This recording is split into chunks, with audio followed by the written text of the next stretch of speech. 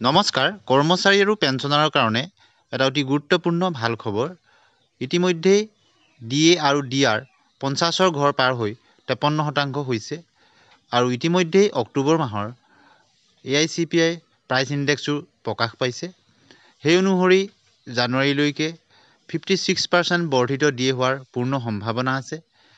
এতিয়া সপ্তম দৰমহা আয়োগৰ পিছত অষ্টম দৰমহা আয়োগ গঠন সম্পৰ্কত ৰাজ্যসভা আৰু কেন্দ্ৰীয় চৰকাৰৰ পৰা স্পষ্ট নিৰ্দেশনা আহিল যে তেওঁলোকে কোনো চিন্তা চৰ্চা কৰা নাই। নতুন বেতন আয়োগ কাৰ্যকৰী কৰাৰ পৰিৱৰ্তে নতুন কোনো পদ্ধতিৰে চৰকাৰী কৰ্মচাৰীৰ বেছিক দৰমহা বা মূল বেতন বৃদ্ধি হ'ব নেকি, সেই চৰ্চা এতিয়া চলিছে। কেন্দ্ৰীয় বিত্ত মন্ত্ৰালয়ৰ ফালৰ পৰা জনোৱা হৈছে, বৰ্তমান অষ্টম বেতন আয়োগ কাৰ্যকৰী কৰাক লৈ চৰকাৰে কোনো প্ৰস্তাৱ বিবেচনা কৰা নাই আৰু তাৰ পিছতে জল্পনা কল্পনাৰ সৃষ্টি হৈছে। তেন্তে কেন্দ্ৰীয় চৰকাৰৰ কৰ্মচাৰীসকলৰ বেতন বৃদ্ধি কৰিবলৈ নতুন কোনো পন্থা অৱলম্বন কৰা হ'ব নেকি?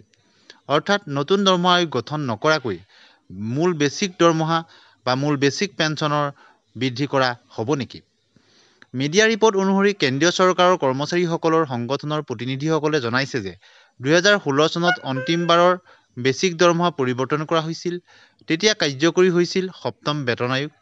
কিন্তু এইবাৰ সম্ভাৱনাৰ উদয় হৈছে যে নতুন বেতন আয়োগ গঠন নকৰাকৈ কেন্দ্ৰীয় চৰকাৰৰ কৰ্মচাৰীসকলৰ বেছিক দৰমহা বৃদ্ধি কৰা হ'ব নেকি? প্ৰতিবেদন অনুসৰি national council of joint consultative মেচিনেৰীৰ সচিব শিৱগোপাল মিশ্ৰই দাবী কৰিছে যে তেওঁ এতিয়াও ভাবে যে কেন্দ্ৰীয় চৰকাৰৰ কৰ্মচাৰীসকলৰ বেছিক দৰমহাৰ পৰিৱৰ্তনৰ শ্ৰেষ্ঠ উপায় হ'ল নতুন বেতন আয়োগ।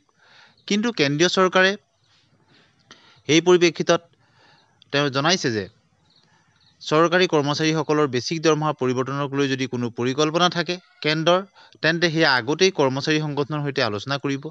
কেন্দ্ৰই কি ভাবিছে সেয়া পূৰ্বেই কৰ্মচাৰী সংগঠনৰ আগত জনাব লাগিব। এতিয়া কেন্দ্ৰীয় চৰকাৰৰ অধীনৰ কৰ্মচাৰীসকলে সপ্তম বেতন আয়োগৰ আওতাত 53% হাৰত DA লাভ কৰে। তেওঁলোকে দীৰ্ঘদিন ধৰি অষ্টম বেতন আয়োগ কাৰ্যকৰী কৰাৰ আশাত আছে। DA ট্ৰেণ্ড চাই বহুতেই অনুমান কৰিছিল যে 2024 1 জানুৱাৰীৰ পৰা কেন্দ্ৰীয় চৰকাৰৰ কৰ্মচাৰীৰ বাবে অষ্টম বেতন আয়োগ কাৰ্যকৰী কৰা হ'ব। কিন্তু বৰ্তমানলৈকে কেন্দ্ৰীয় চৰকাৰৰ ফালৰ পৰা অফিচিয়েল কোনো খবৰ জনোৱা হোৱা নাই। গতিকে এনেধৰণৰ খবৰৰ কাৰণে আমাৰ চেনেলটো ছাবস্ক্ৰাইব কৰি দিব।